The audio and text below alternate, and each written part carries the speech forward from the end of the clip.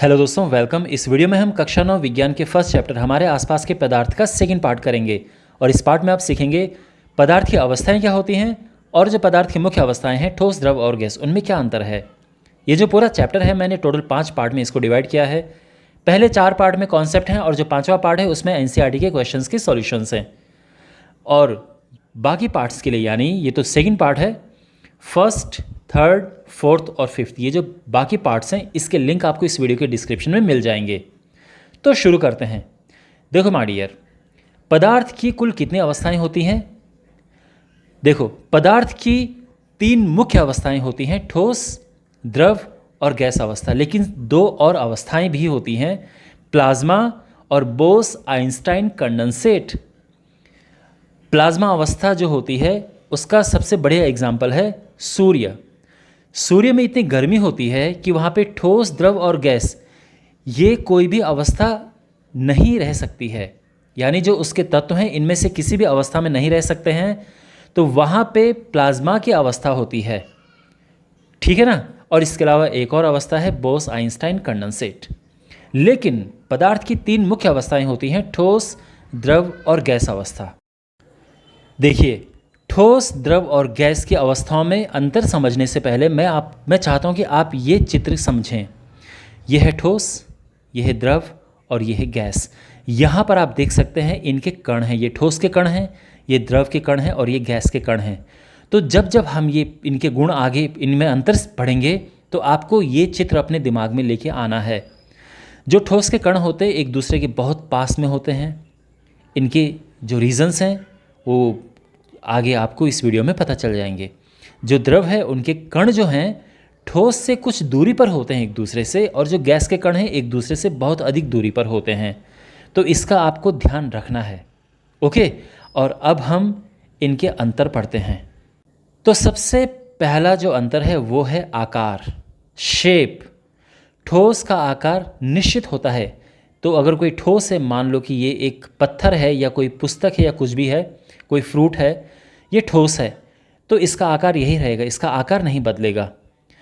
द्रव जो है उसका आकार निश्चित नहीं होता है, अनिश्चित होता है। तो द्रव का आकार कौन सा होता है? जो आकार बर्तन का होता है वही आकार द्रव का होता है।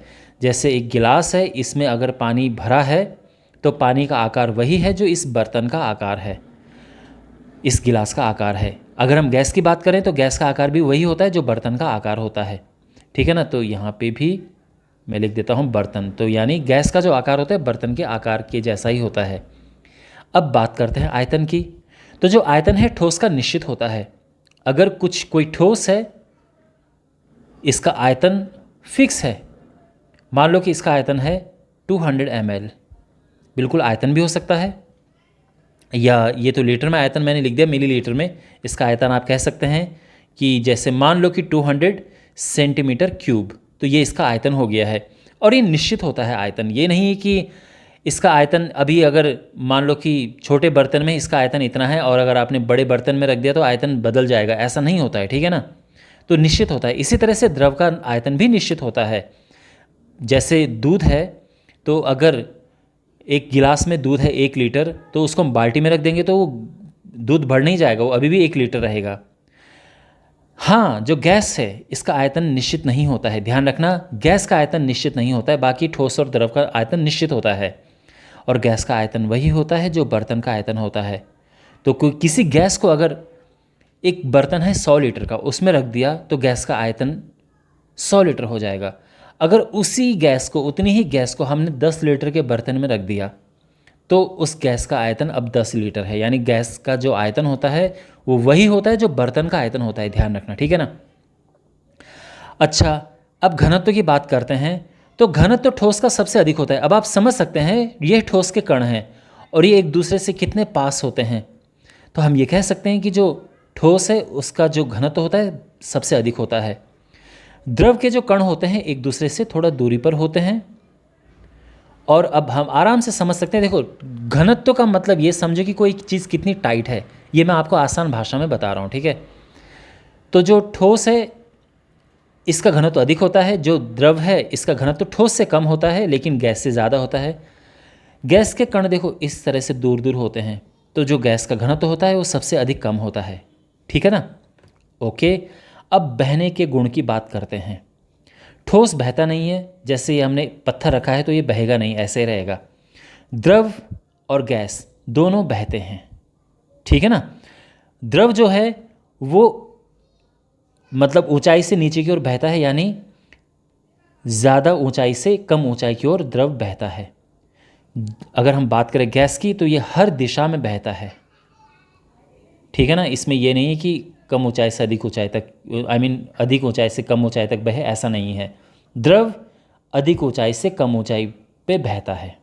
ठीक है ना? समझ गए होंगे आप। अब बात करते हैं दबाव की। देखो, कोई चीज़ कितनी आसानी से दब सकती है, तो ठोस जो है आपको पता है, अगर ठोस को दबाने की कोशिश करें तो बहुत मुश्किल से दबता है। अगर हम बात करें द्रव की, तो द्रव को दबाना ठोस से आसान होता है। जैसे आपने देखा होगा गर्म पानी की जो थैली होती है उसको हम आसानी से दबा सकते हैं, पिचक जाता है ना वो ऐसे करके। गैस को दबाना सबसे ज़्यादा आसान होता है। जैसे मान लो कि गुब्बारा है, इसमें गैस से भरी हुई, तो इसको आप आराम से दबा सकते हैं। ठीक है ना? अच्छा, अब देखो ये जो अंतर है ये मैं आपको ऑलरेडी वैसे बता चुका हूँ। इनके अणुओं के बीच में रिक्त स्थान बहुत ही कम होता है, क्योंकि एक दूसरे के बहुत पास होते हैं, तो अणुओं के बीच में रिक्त स्थान जो है बहुत ही कम होता है। इसके बीच में जो रिक्त स्थान है वो ठोस से अधिक होता है, लेकिन गैस से कम होता है। गैस के जो कण होते हैं उनके बीच में बहुत अधिक रिक्त स्थान होता है। इसके अलावा एक और इम्पॉर्टेंट गुण है कि जो ठोस के कण हैं इनमें आकर्षण बल जो है सबसे अधिक होता है। अगर मैं द्रव के कणों की बात करूं तो इसमें जो आकर्षण बल है वो ठोस से कम होगा, लेकिन गैस से अधिक होगा। तो जो द्रव के कण हैं इनमें आप देख सकते हैं आकर्षण थोड़ा कम है, इसलिए एक दूसरे से थोड़ी दूरी पर हैं ये। ठीक है ना? तो कणों के बीच का जो आकर्षण बल होता है ये भी बहुत ज़्यादा मैटर करता है कि वो ठोस है या द्रव है। ठोस के जो कण होते हैं इनके बीच का जो आकर्षण बल है वो बहुत अधिक होता है। ठीक है ना?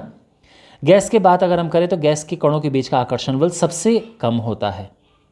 और अगर उदाहरण की बात करें फाइनली, तो ठोस का आप उदाहरण दे सकते हैं, जैसे सोडियम है, एल्यूमिनियम है या लोहा है, इस तरह से।